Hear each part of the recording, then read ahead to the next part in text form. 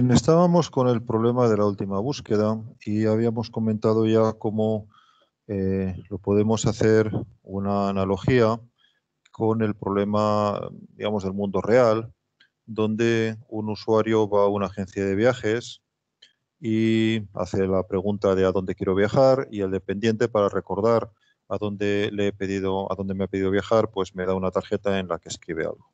Y había planteado el problema de qué tendríamos que escribir en esa tarjeta para evitar el caso en donde vengan dos clientes uno a continuación de otro. Y yo en mi cuaderno, donde he apuntado los identificadores, y vamos a llamar ya esto identificadores porque es lo que son, y preguntas, pues si yo pregunté por Alaska y alguien ha preguntado a continuación por Nueva Zelanda, a mí me dieron una cierta tarjeta y a la otra persona le han dado otra tarjeta en la que pone otra cosa distinta. Pues ¿cómo puedo dar estos números, estos identificadores, de forma que si yo tengo el mío y en el mío pone lo que sea, yo no lo pueda cambiar por algo que me permita ver lo de otro usuario, este algo de aquí? Con un solo identificador, no con dos, como estábamos tratando de resolver antes. Por ejemplo, con el número este secuencial que estaba dando, más el DNI o más una contraseña o más un número aleatorio. La pregunta es, ¿cómo podemos hacerlo de forma que con un solo número yo pueda llegar a estar razonablemente seguro de que no me van a adivinar otro usuario? Y la clave viene justamente de aquí. Yo tengo que encontrar una forma en la que yo escriba algo que no me permita adivinar que tiene otro usuario. Por eso habíamos visto ya que si yo escribía simplemente 478 y además yo sabía que los números eran secuenciales, pues era una muy mala idea, porque a partir del 478 yo puedo imaginar fácilmente que el 479 va a ser también un identificador válido. Y por lo tanto voy a poder encontrar, si aquí había puesto 479, pues que el siguiente usuario había ido a Nueva Zelanda. Y es más, como además es justamente el siguiente, pues podría tener pistas que me permitieran saber incluso quién era concretamente. Por lo tanto, podría no solamente encontrar el dato correcto de algún usuario, sino en este caso de quizás en ciertas ocasiones de un usuario concreto.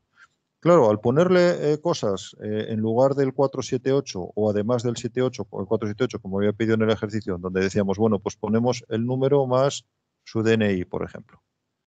Y aquí, por lo tanto, este será el DNI de A y este será el DNI de B. Claro, y ahora tengo que adivinar este número, que puede ser más o menos fácil, pero además tengo que adivinar este otro, porque este otro también se habría apuntado en esta tabla. Y por lo tanto ya estoy haciendo que sea mucho más difícil. O en lugar del DNI podría haber apuntado pues un número simplemente aleatorio. Y de nuevo, pues es muy difícil saber qué número aleatorio tocaba ahí. Bien, podemos extender la idea, como habéis comentado muchos, para que simplemente este número sea aleatorio.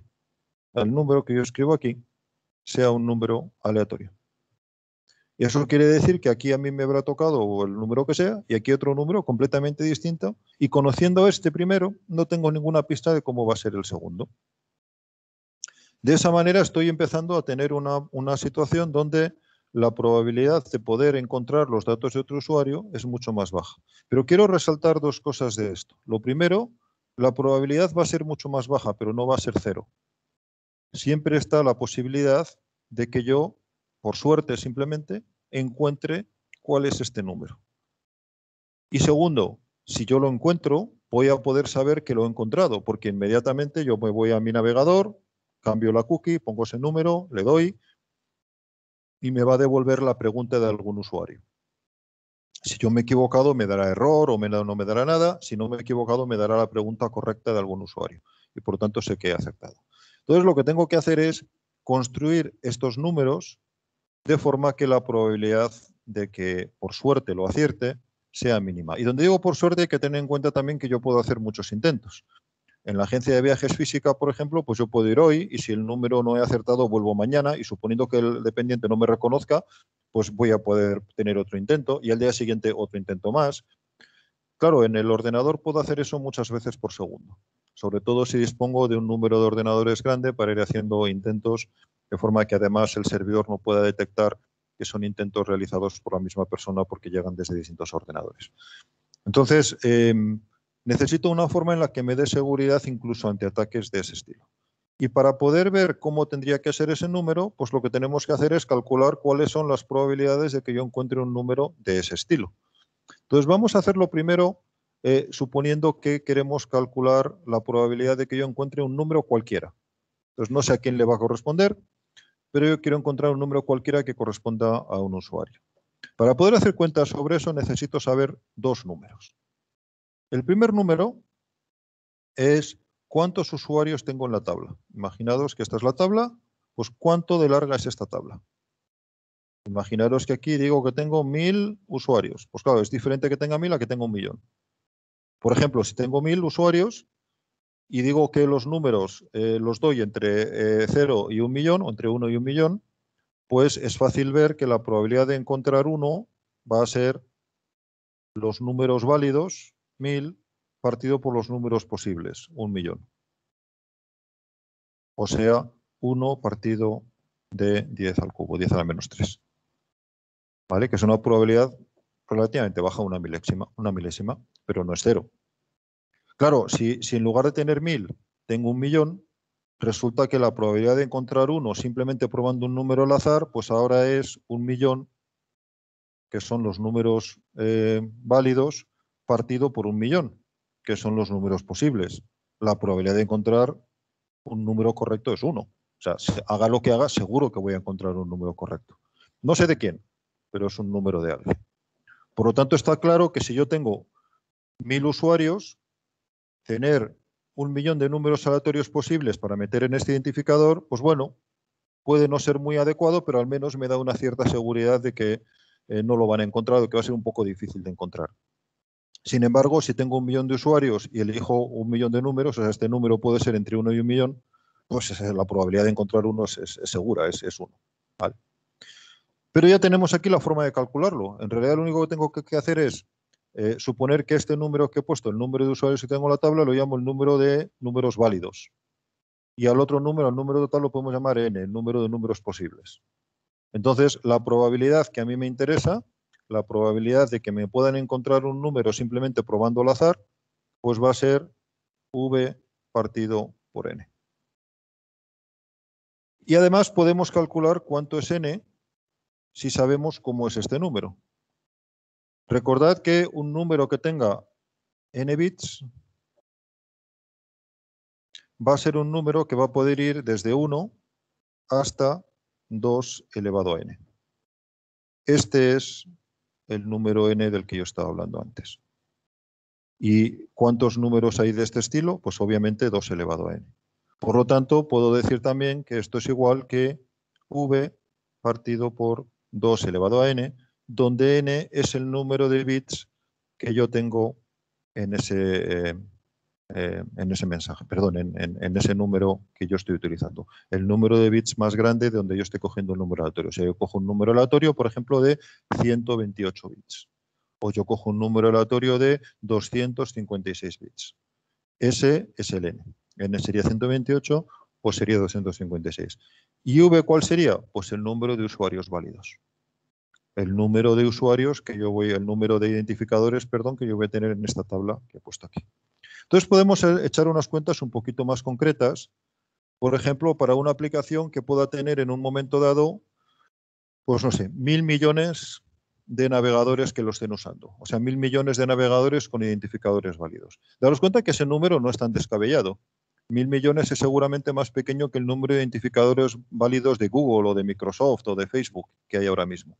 Porque tienen ese número de usuarios y muy probablemente los usuarios tengan varios dispositivos y de hecho habrá mucha gente que usó el identificador y ya no lo ha vuelto a usar, pero digamos que puede estar perfectamente en ese orden. Entonces, 1.000 millones es un número grande que lo puedo explicar, lo puedo poner en notación exponencial, pues 10 elevado a la 9, por ejemplo. Entonces ese sería v. El otro número que me va a interesar, y al final lo que quiero calcular es n, es cuál es la probabilidad que a mí me interesa. O sea, con qué probabilidad yo me quedaría conforme. Vamos a suponer por ahora que lo vamos a hacer en un solo intento. Entonces, alguien podría decir, por ejemplo, pues la probabilidad de que te toque la lotería de Navidad, que es suficientemente baja para saber que nunca te va a tocar. Bueno, la probabilidad de que toque la lotería de Navidad, sabéis que hay 100.000 números Por lo tanto, la probabilidad que te toque es 1, que es el que has comprado, entre 100.000. O sea, 10 elevado a menos 5, si no me he equivocado en las cuentas. Bueno, 10 elevado a menos 5 es un número grande, pero alguien podría decir, hombre, sí, pero la lotería de Navidad todavía le toca a alguien. Entonces, no es tan baja. De hecho, hay mucha gente que compra lotería de Navidad. Entonces, quizás no es tan baja esa probabilidad. Bueno, pues vamos a hacerla más baja. ¿Cuántos deja contentos? ¿10 elevado a menos 10? ¿10 elevado a menos 20? Pues tiremos más todavía. 10 elevado a menos 30. Te das cuenta que 10 elevado a menos 30 es un número realmente pequeño. Cuando estamos pasando de 10 elevado a menos 5 a 10 elevado a menos 10 no es como el doble. Recordar que estamos utilizando notación exponencial. Entonces, estos son 100.000, pero este es un 1 seguido de 10 ceros. Llevo 4, 5, 6, 7, 8, 9 y 10. Si ahora lo divido, esto es 1.000.000, estos son 10.000 millones. ¿Vale? Eso es 10 elevado a 10 o 10 elevado a menos 10 y se lo hago al revés. Cuando paso a 10 elevado a menos 20, pues podéis ver que tengo otros tantos ceros más. Y cuando llego a 30, pues otros tantos ceros más. Por lo tanto, estoy en números realmente muy grandes. Pero puedo decir, bueno, pues, ¿por qué no 10 elevado a menos 50? Probablemente 10 elevado a menos 50 dejaría tranquilo a todo el mundo. Si en un intento tengo una probabilidad de 1 partido por 10 elevado a 50, quiere decir que tengo que hacer 10 elevado a 50 aciertos para estar seguro de que cojo el número. Bueno, es bastante razonable. Entonces, esto es lo que tendría que tener aquí. 10 elevado a menos 50. Por poner, ya digo, que un número exagerado. Entonces ya tengo qué es lo que querría tener aquí abajo. Aquí lo tengo en notación de 2 elevado a n. Recordad que aquí puedo hacer una cuenta de cuenta a la vieja, pero que me permite quitar los doses de aquí y poner dieces en su lugar. Y es que 2 elevado a 3 más o menos es 8, y tengo otra todavía más aproximada, bueno, perdón, 2 elevado a 3 es exactamente 8, que es más o menos 10. Y tengo otra mejor todavía, que seguramente muchos conocéis, que es 2 elevado a 10, es exactamente 1024, que es muy parecido a 1000, que es muy parecido a 10 elevado al cubo. Por lo tanto, podemos decir que 2 elevado a 10 es más o menos 10 elevado al cubo. ¿Vale? Y esto es muy interesante para echar cuentas de este estilo. Las vamos a echar entonces en base 10 y después las pasamos rápidamente a una base de 2. Entonces, daros cuenta que si aquí quiero un número que cuando lo divido 10 elevado a 9 entre él me dé 10 elevado a menos 50, necesito un número de 10 elevado a, le voy a poner menos 60, y aquí en lugar de 9 voy a poner 10 simplemente para que las cuentas me salgan bien. O sea, estaría diseñando una aplicación para 10.000 millones de navegadores simultáneos. Si yo consigo que abajo, perdón, aquí no sería menos 60, sería más 60, 10 elevado a 60. Si tengo números aleatorios entre 1 y 10 elevado a 60, la probabilidad que he calculado antes de que me encuentre en 1 con un solo intento sería de 10 elevado a menos 50, que ya hemos visto que es suficientemente grande. Pero ¿cómo es un número del estilo de 10 elevado a 60? Bueno, pues utilizando esta aproximación podríamos decir que un número que sea 10 elevado a 60 es más o menos un número del estilo de 2 elevado a 60 por 3 y un poco más. Daros cuenta que es pasar de 10 al cubo a 2 a la décima, pues sería como 2 elevado a la 180, podríamos decir como 2 elevado aproximadamente a la 200. Más o menos, digo, estoy echando cuentas para tener una idea aproximada. Pero un número de 2 elevado a 200 es un número de 200 bits. Como me interesan los números que me caen así de estos redonditos en base 2, pues puedo poner, bueno, pues 256 bits. ¿Vale? Y un número de 256 bits, si lo pensáis un momento, no es en realidad un número tan grande. Si lo pongo en bytes, de hecho, tengo que dividir esto entre 8, y si no he hecho mal la cuenta, me parece que quedan 32 bytes.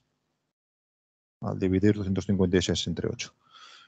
Si yo tengo un número de 32 bytes, es un número suficientemente grande para tener esta probabilidad de 10 elevado a menos 50, que había definido como probabilidad en un solo intento.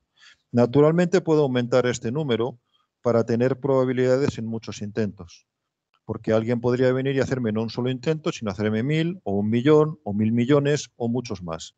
Pero bueno, en ese caso puedo pasar a que el número sea el doble, 64 bytes, con lo cual obviamente no estoy pasando al doble de probabilidad, sino muchísimo más, por las cuentas que estáis viendo antes.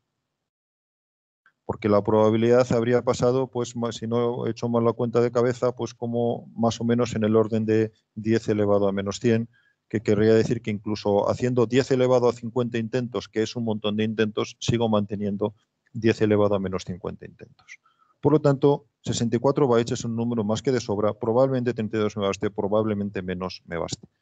Daros cuenta, por lo tanto, que si el número aleatorio tiene esta pinta, la probabilidad va a ser suficientemente baja para que yo me quede contento. Y por lo tanto, lo que nuestro dependiente de la tienda tiene que darle a nuestro usuario para que nos deje completamente contento, suponiendo que su tienda tuviera, como habíamos dicho antes, del orden de 10.000 millones de clientes, sería un número aleatorio de 64 bytes.